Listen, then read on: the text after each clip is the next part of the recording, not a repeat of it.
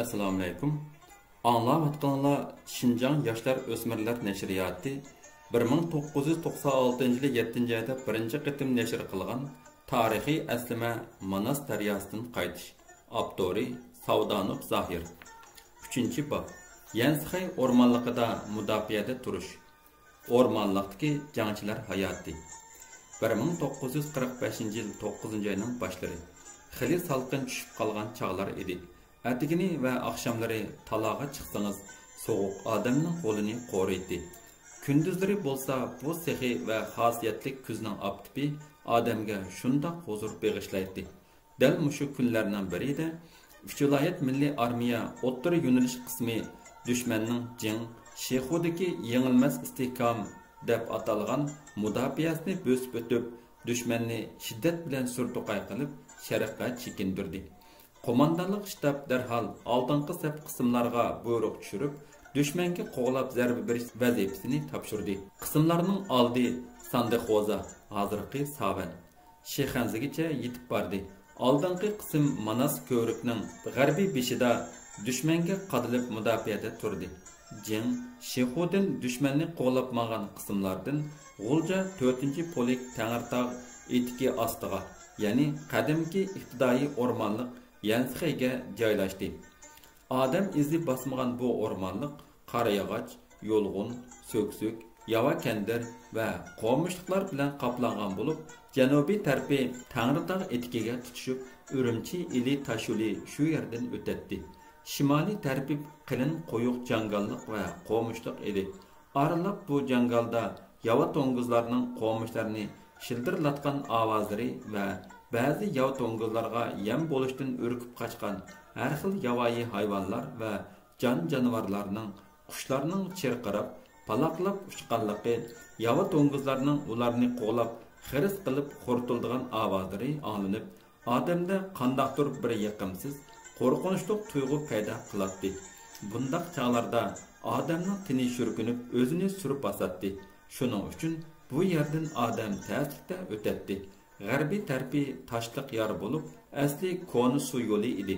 Lekin suv bo'lmaganlikdan eski yarliqqa aylanib qolgan. Sharqiy tarafı Sandexoza hozirgi Savanga tutchadi. Bepoyon ketgan keng va ko'rkam ibtidoi o'rmonlikqa bizning G'ulja 4-polik kelib o'rinlashib, sharqdan keladigan dushmanga qarshi mudofaa liniyasini qurishga kirishib ketdi. Hash-pash degicha sentabr iyi oxirlashib, kech kuz yetib keldi. Jangchilar yotadigan joy bo'lmag'achqa, yer osti gami uylarni qo'lashga to'g'ri keldi. Qismlar bu tabiiy o'rmonlikni O'rmonbog' deb atashdi. O'rmonbog' desa, shu joydagi yo'ldoshlar hammasi aslidagi qarayog'ochlik Yansxayni ko'z oldiga keltirishdi. Haqiqatan bu ismi jismiga loyiq O'rmonbog' edi. O'rmonlik ichida höppida ichilib ketgan har xil gullarning xushpuroqlari, yava kandirlarning mast qilg'uchi o'tkir hidi dimoqlarni g'idaqlaydi.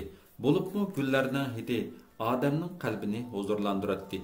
Har xil qushlar chuchuk tillari bilan sayrab, jangchilarning havasini keltiradi. Bundaq chog'larda ba'zi jangchilar ko'zlarini bir nuqtaga tikib xiyol dengizga g'arq bo'ladi. Chunki bu vaqtlarda jangchilar jinini alqiniga ilib yuradi. Yana bir tarafdan bu hayot mamatliq jangida ajal qosh bilan kirpik o'tirsizlar agib yuradi. Hozir chaqchaqlashib, kulishib yurgan yo'ldoshlar birdamdila ko'zini yumib hayotlik bilan xo'shlashadi. Ba'zilar ota-onasini sig'inib, ba'zilar so'ygunini, umoq tatliq bolalarini sig'inib cho'nqur xiyollarga ketadi. Ba'zida hamma narsa unutilib, shundoq bir qizg'in hayot boshlanib ketadiki, go'yo urush mavjud emasdek, tamoq qachisini dab qilib chilib naqsha aytib, usul o'ynashadi. Bundaq chog'larda Ahmad qiziqchi kalining mungizini sunay qilib, to'm ovozi bilan naqsha aytib, boshqalarni kuldirib o'tadi. O'rmon bog'idagi bir-biriga tutishib ketgan ko'z yetkusiz chig'ir yo'llar afsonaviy hikoyalardagi bars kelmas yo'llarni eslatadi. Agar bu chig'ir yo'llarga uqmagan odam kirib qolsa, yo'l tepib qaytib chiqishi tez edi. O'rmon bog'ining ichi kechalari texim qo'rqinchli tus oladi. Ba'zida bo'lsa yiroq-yiroqlardagi chilbörlarning huvlashlari, qayerlardadir bir yerlardan itlarning havshigan ovozlari, yava to'ng'izlarning xo'rtoldashlari, o'rmon kechisining jimjitligini buzib turadi. 4-chi polik o'rmonlikdagi 3 o'ringa bo'linib o'rinlashdi. 1-chi batalyon Tangirtog' etikini bo'ylab Urumchi ili Tashuli ustiga, 2-chi batalyon o'rmonlikning o'rta qismiga, bizning 3-chi batalyon o'rmonlikning shimoliy qismidagi qo'mishliqqa, polik shtabi Tangirtog' etikidagi jangallikning janubiy tarafidagi qalin qor yog'ochliq orasiga o'rinlashdi. Polikning rahbarlik tarkibidagi kishilar polik komandiri Qiyumbay Xo'ja edi.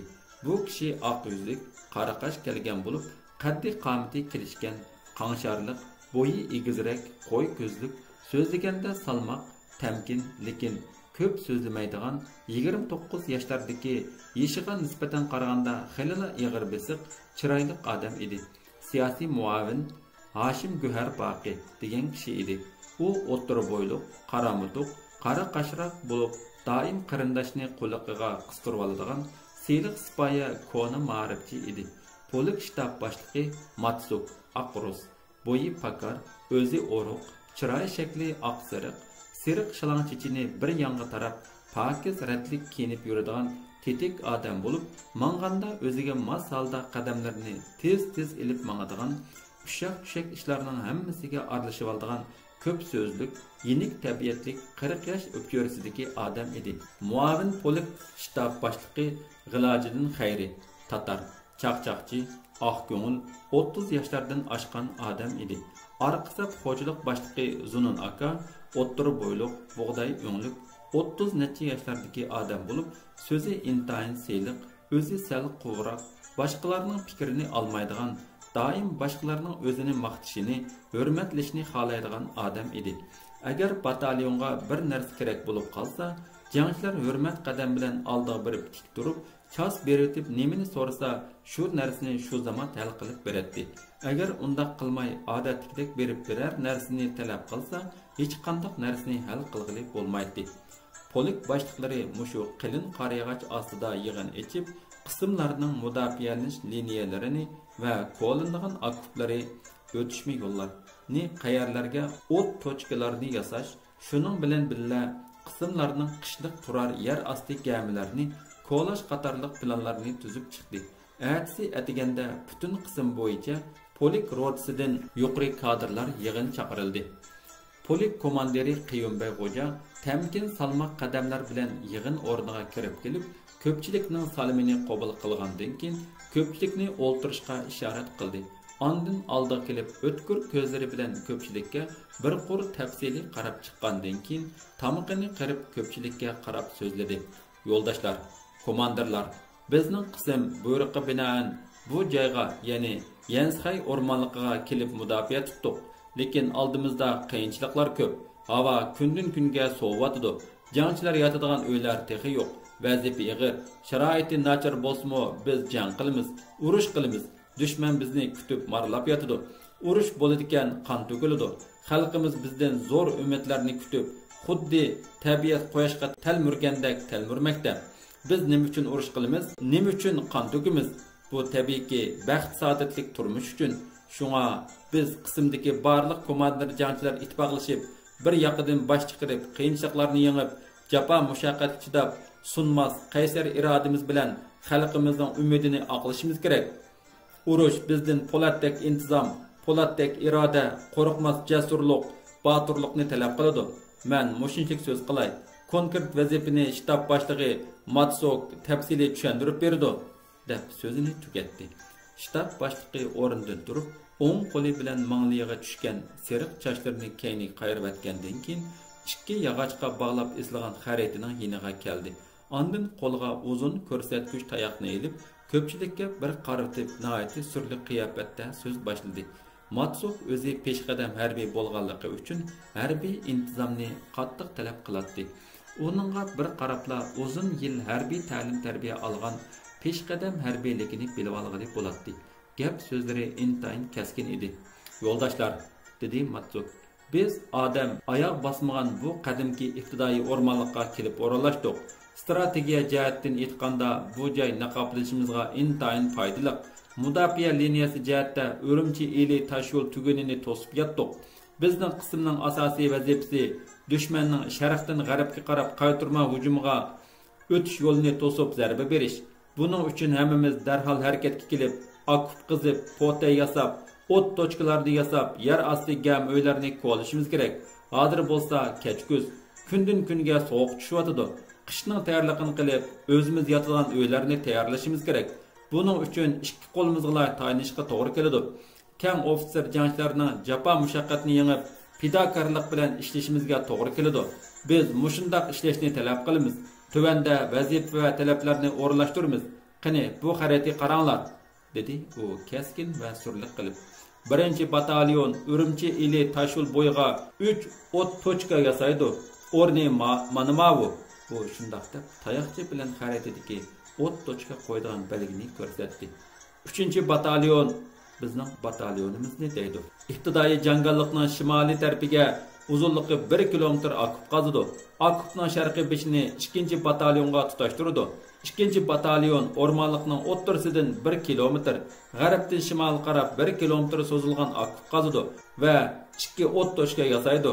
Okupning janubiy tarafini 1-batalyonga tutashtirdi. Har bir batalyon o'z rayoni doirasida rota izvotlarni o'rinlashtirib, izvot yoki gorpa bo'yicha yer osti gami qazidi. Buningga qo'yilgan talab qazildigan yer osti gamining o'g'isi yer yuzidan egiz bo'lmasligi kerak. Havodan yoki yerdan qaraganda odam borligi bilinib qolmasligi kerak. O'tishma yo'llarni qattiq yo'shirish kerak. Qizilgan okuplar cho'nqurroq qizilib, odam engishmasa ko'rinmasligi kerak. Buningga kerak ketman, gurja qatorliq saymonlarni xo'jalik bo'limidagi Zunun aka yetkazib berdi. Yuqorqi qurilishlarning tezroq bitishi uchun qism boshlig'i hay'at tashkil qilib, umumiy nazorat qiladi, tekshiradi. Tushunmagan o'rinlarni bo'lsa, so'rasanglar bo'ladi. U so'zini tugatib ko'pchilikka qaradi. Ko'pchilik birdek hammamiz tushundik, fikrimiz yo'q deb javob berishdi. Matsuk yanchuqidan chiroyli qatlangan pokiz oq qo'l yog'liqini ilib, burnini va qo'lini surtib yanchuqiga soldi-da, qaytib kelib joyida o'ltirdi. Uning odati shundoq edi. Arqadinlar xo'jalik bo'lim boshlig'i Zunun aka o'rnidan qopib, yo'ldoshlar, biz hozir xili nurg'un ketman, gurjak, joto tayyorlab qo'ydik. Yana kerak bo'lsa, Sheyxo'ga berib to'mirchilarga zakaz qilamiz, dedi. Shtab boshlig'i darhol so'z qistirib, Sheyxo'ga zakaz qildigan gapni qo'yib turib, hozir naq qanchalik bor, shuni degina, dedi. Zunun aka darhol javob berib, 200 dan ortiq gurjak, 100 dan ortiq ketman, 50-60 dona joto parlaqin dedi. U shtab boshlig'iga qarab, "Ha, mundaq amaliy gapni qilganing yaxshi", dedi. Shtab boshlig'i kulib turib, "Bu qurollar bilan odam dam elib, qurol dam olmay, kech-kunduz ishlab, ishni tez boshlab, tez bitirish kerak. Mana bu butun ofitser jangchilariga qo'yiladigan talab", dedi. Shu kundan boshlabla tabiiy o'rmon qilin jangallikda yo'lg'un, so'ksuklar, qovmishlar orasida yer osti gami qizish, okup qo'llash, o't tochkalarini yasashga o'xshash qaynoq hayot qaynimida qizg'in kurash boshlanib ketdi. 20 kun o'tganda qism boshliqlari hay'at tashkillab, har bir batalyonlar, rota izvotlargacha mudofaa okuplar gami uylarning qizilish ahvolini tekshirishga kirishdi. Dastlabda ular bu o'rmonlikdagi batalyon, rota, odiliniya qatorliq oraliqidagi yangidan odam dastlab yasagan chig'ir yo'llarni ko'rib hayron qoldi. Bu yo'llar bir-biriga tutishib geralishib ketgan bo'lib, xuddi xaritadagi poyezd yo'llarini eslatdi.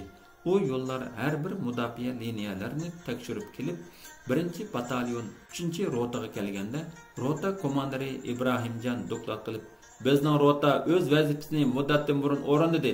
Jangchilarning ro'yxati yuqori, g'ayrat cho'ng", dedi. "Yaxshi bo'pti. Undaq bo'lsa, tekshirishni sizlardan boshlaylik. Qani amisa yo'l boshlang", dedi komissiya boshlig'i G'ilojiddin Avzi, tatar kishi edi. Komissiyalar oldi bilan rota komandirlari yotadigan gamiga kirishdi. Gami cho'nqur qizilgan bo'lib, kungay tarafga bir uyuq deraza qo'yib, maylangan nepiz tamaka qog'oz bilan chiroyli qilib chaplangan edi. Gamiga shu deraza orqali yo'riq tushib turardi. Gamining usti jangaldagi qarag'ashlar bilan yepilgan bo'lib, sirtdan qaraganda faqatla kesib o'tilgan, qurib qolgan qarag'ash shoxlaridek ko'rinardi. Hech qanday odam bu yerda yer osti gami bor deb o'ylamaydi. Gami ichiga 4 dona karvat qo'yilgan bo'lib, komandir rota, siyosiy rahbar, yordamchi komandir rota starashina bu rotaning xo'jaligiga mas'ul. Jami 4 odam o'rinlashgan edi. Gamining ichidan o'tkir zey purqi kelib turadi. Ammo gama pakiz, ratlik edi. Derazaning qarshisida uyulgan uyuqqa har xil kitob, jurnallar, gazet, hatto ba'zi ta'lim-tarbiyaga oid kitoblarni tizib qo'yilgan edi. Komissiyalarning birisi kitoblarni ko'rib, "Voh, Ibrohimjon, sizlar faqatla zerikmaydi ekansizlar. Buni kitoblarni qarang", deb kitoblarni birdan ko'rgili turdi. Bu kitob jurnallar ichida jurnallardan Sharq haqiqati, romanlardan dahshatlik Tehron, sirliq so'qmoqlar, o'tgan kunlar qatorliq kitoblar. Bundan boshqa 3 viloyatda chiqadigan gazetlarmi bor edi. Gamining yana bir tarafidagi tamda tambur bilan bir tutar esiqliq turadi. "Bularni kim chaladi?" deb so'radi aradan birisi. Ibrohimjon javob berib, "Bizning rotada chaldiganlar ko'p. Shanba, yakshanba kunlari rota bo'yicha ko'ngil ichish faoliyatlarini o'tkazamiz. Hatto boshqa batalyondagi ofitserlarmi bizning rota kelib naqsh etib ko'ngil ichib ketadi", dedi u sho'xlik bilan ko'zini qisib qo'yib. Bu ahvoldan komissiyalar intayin rozi bo'ldi va bu rotaga yaxshi baho berib, boshqa jangchilarning gamilarini tekshirib qaytib ketishdi.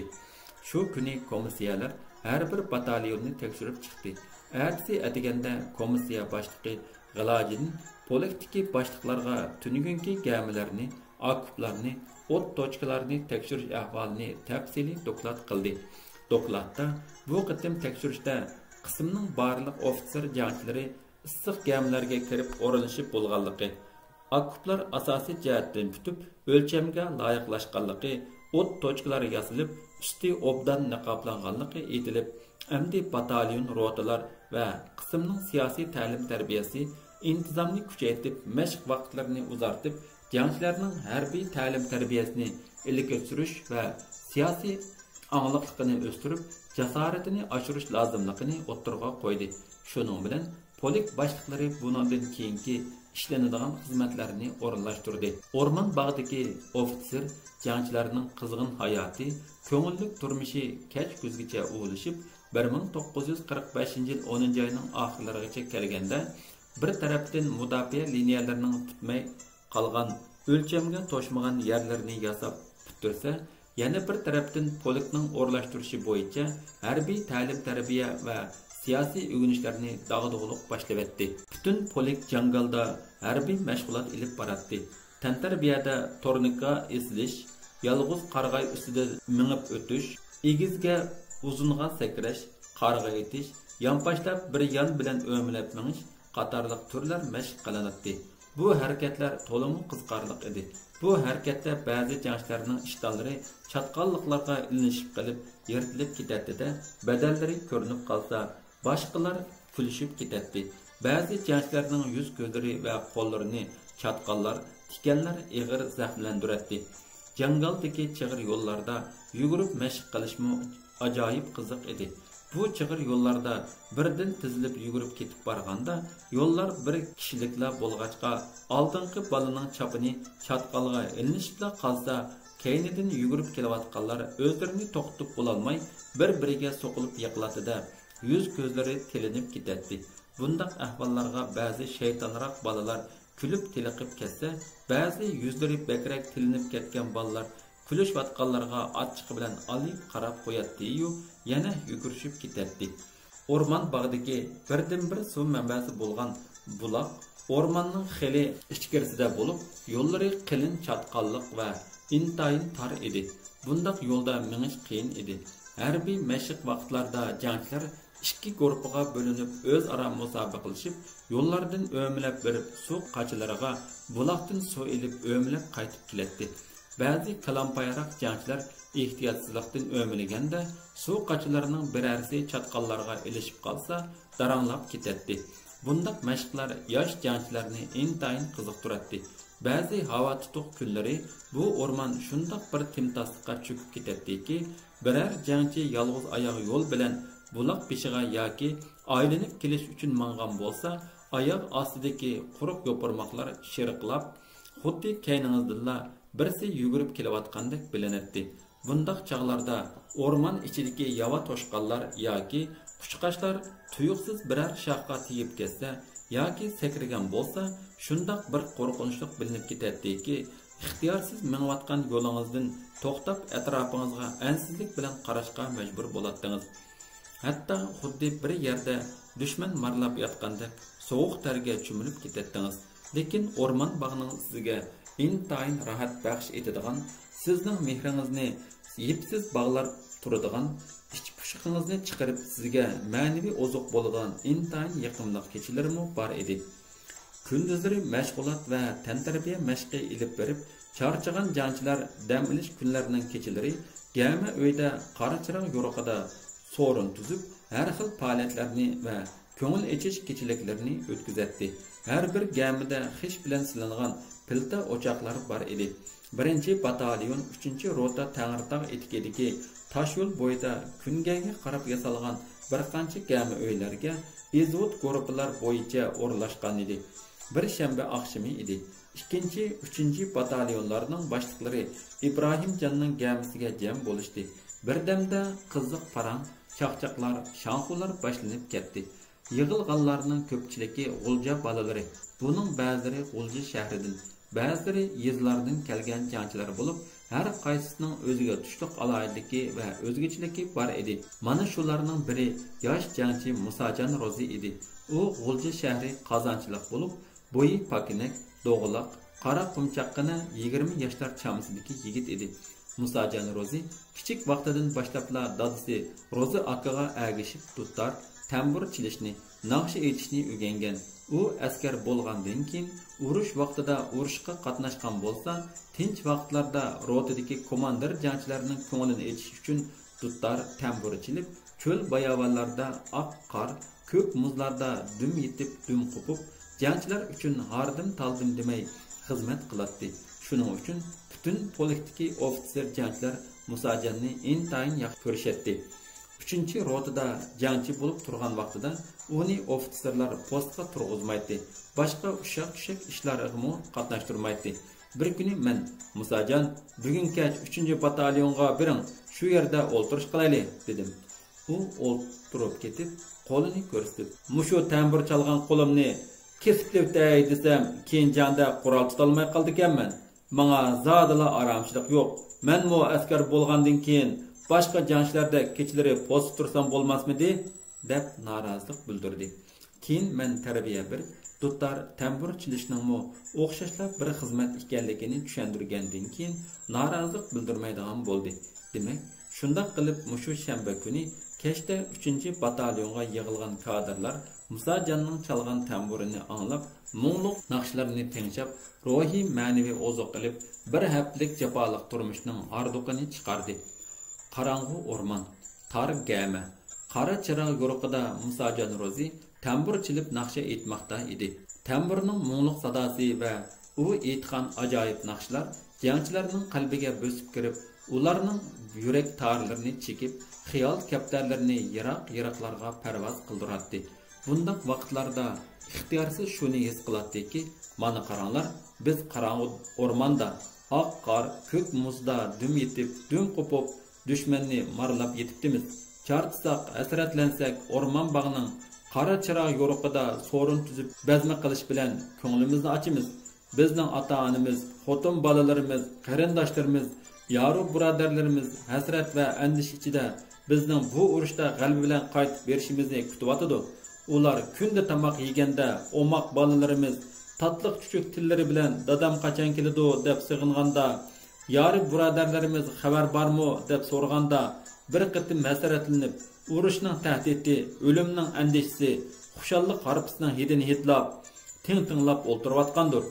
Jafoliq amgak bilan yerib, bellari mukchiyib, ikki puti go'rga sangilgan dadalarimiz, chochlari vaqtsiz oqirib, to'la yig'lab, ko'zlarining nuri qolmagan, endişsidan yuraklari par-par bo'lgan onalarimiz, o'g'lim, qo'zam, bo'tam, chapsanroq qaytib kelib dadangga yordamlashsangchi deb bizga talmirayotgandir.